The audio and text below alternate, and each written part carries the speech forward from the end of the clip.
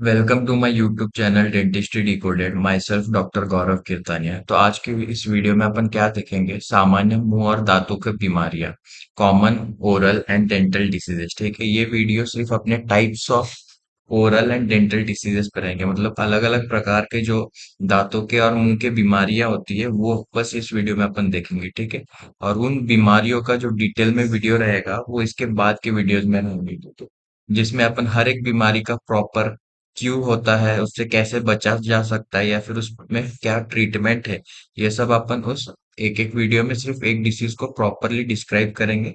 तो वो next videos में आएंगे। ठीक है, इसमें सिर्फ अपन टाइप्स देखेंगे। तो टाइप्स में कौन कौन से टाइप्स होते हैं अलग अलग प्रकार के?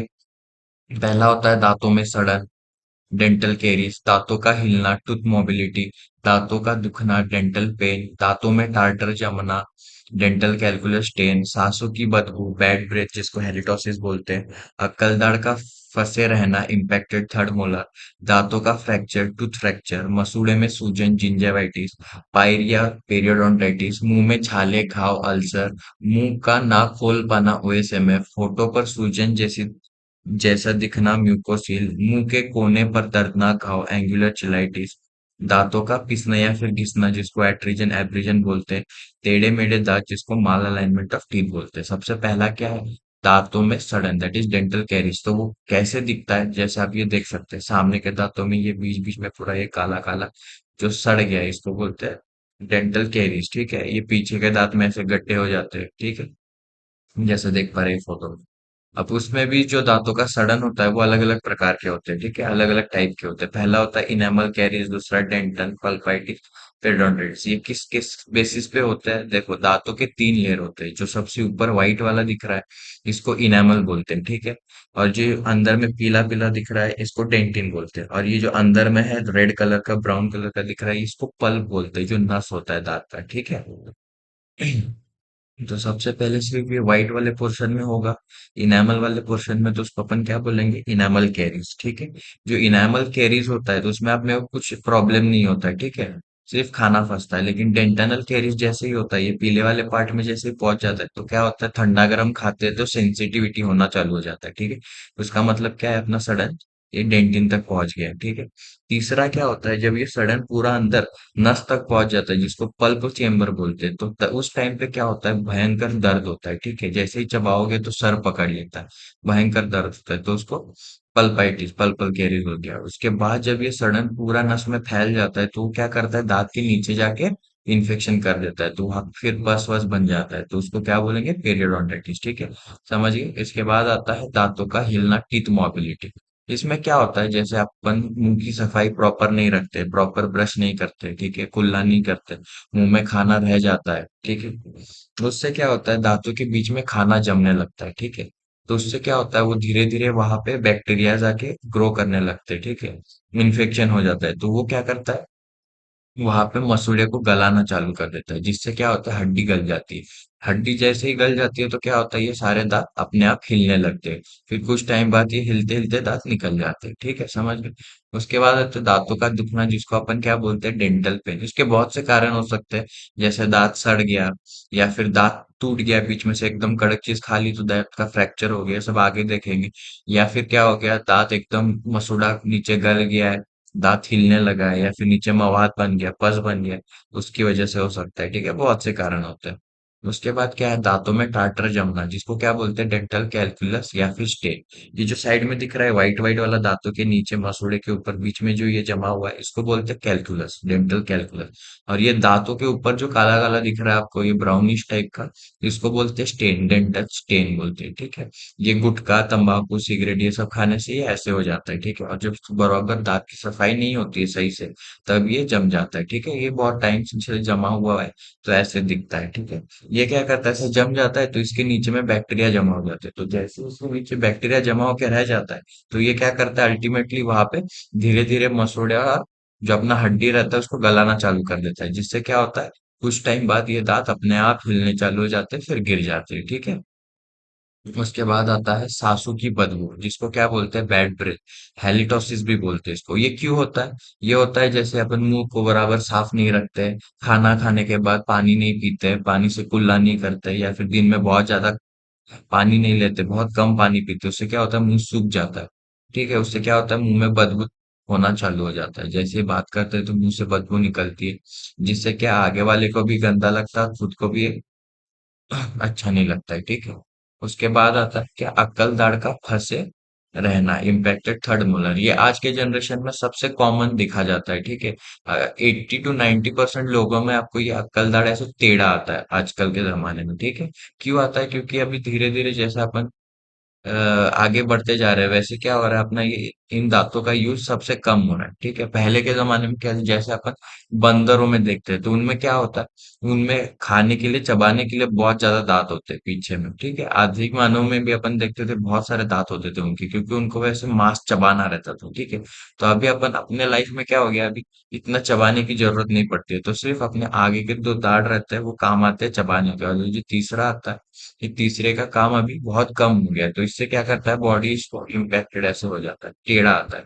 ठीक है, क्योंकि इसका काम नहीं, इसको वेस्टिजियल भी बोलते हैं, तो इसलिए ऐसे जब टेढ़ा दाढ़ आता है तो उसको अपन क्या करते हैं, आगे के दांत को सड़ाना चालू कर देते हैं, या फिर उसको हार्म करना चालू कर देते हैं, तो इसलिए अपन क्या करते हैं, इसको सर्जिकली निकाल देते हैं, जैसे ये एक्सरे में देख पा रहे हैं। ठीक है, ये देखो यहाँ पे ये इसको धक्का दे रहा है, जिसकी वजह से यहाँ पे सड़न होगी। ठीक है, उसके बाद क्या आता है, दांतों का फ्रैक्चर या फिर टूथ फ्रैक्चर। इसमें क्या होता है, एकदम से अपन ने हड्डी चबा ली या फिर एकदम से कुछ कड़क चीज चबा ली, तो क्या होता है, दांत बीच में से ऐसे टूट जाता है।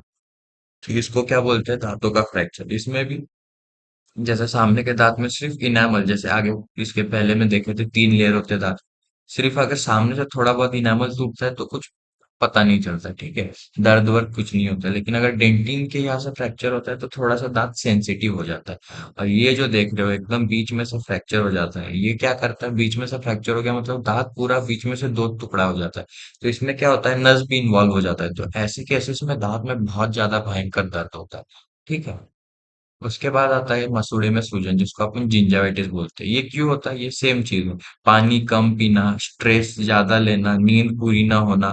ठीक है, उसके बाद हार्मोनल इम्बैलेंस लड़कियों में। ठीक है, मुंह की सफाई अगर प्रॉपर नहीं रखते तो होता है, तो क्या होता है, खाना यहाँ पे फंसा रह जाता है, साफ नहीं हो पाता है, पानी बराबर नहीं लेते दिन का, तो क्या होता है, ये मसूड़े को इरिटेट करने लगता है, उसकी वजह से क्या होता है, मसूड़ा यहाँ पे सूज जाता है। ठीक है, मसूड़े से खून भी निकलता है। उसके बाद आता है पायरिया, जिसको अपन पेरियोडोंटिटिस बोलते हैं। जो ये जिंजाइटिस था, इसके सामने जाके ये बीमारी सामने प्रोसीड होके किसमें कन्वर्ट हो जाती है, पायरिया में, पेरियोडोंटिटिस में। इसमें क्या होता है, जो खाना फंसा हुआ था, जो मसूड़े को इरिटेट कर रहा था, वो बहुत टाइम से रह गया, तो क्या करता है, वो धीरे धीरे धीरे धीरे मसूड़े को गलाना चालू कर देता है, हड्डी को गलाना चालू कर देता है। उससे क्या होता है, दांत हिलने लग जाते हैं, जैसे यहाँ पे देख पा रहे हैं, पूरा हड्डी गल गया है यहाँ से। ठीक है, तो इसको अपन क्या बोलेंगे, पीरियडोंटाइटिस बोलेंगे। ठीक है, इन सब बीमारियों को अपन अलग अलग वीडियो में, स्पेसिफिक एक बीमारी के ऊपर एक एक वीडियो आएगा, जिसमें अपन प्रॉपर उस बीमारी को, क्यों होता है वो बीमारी, उस बीमारी से कैसे बच सकते हैं, अगर हो गया है आपको वो बीमारी तो उसका सही इलाज क्या है, ट्रीटमेंट क्या है, ये सब अपन डिटेल में इसके बाद वाले वीडियोस में जानेंगे। ठीक है, उसके बाद मुंह में छाले, घाव, ऐसे कि देख सकते हैं, ऐसे जीभ पे थोड़ा सा घाव हो जाता है, या फिर होठ पे घाव हो जाता है, या फिर गाल के अंदर घाव हो जाता है, तो ये क्यों होता है, क्योंकि अगर मुंह की सफाई बराबर नहीं रखते, उससे क्या हो सकता है, वायरल या फिर फंगल इन्फेक्शन हो गया, या तो क्या होता है, पानी सही से नहीं ले रहे, उससे की वजह से हो सकता है।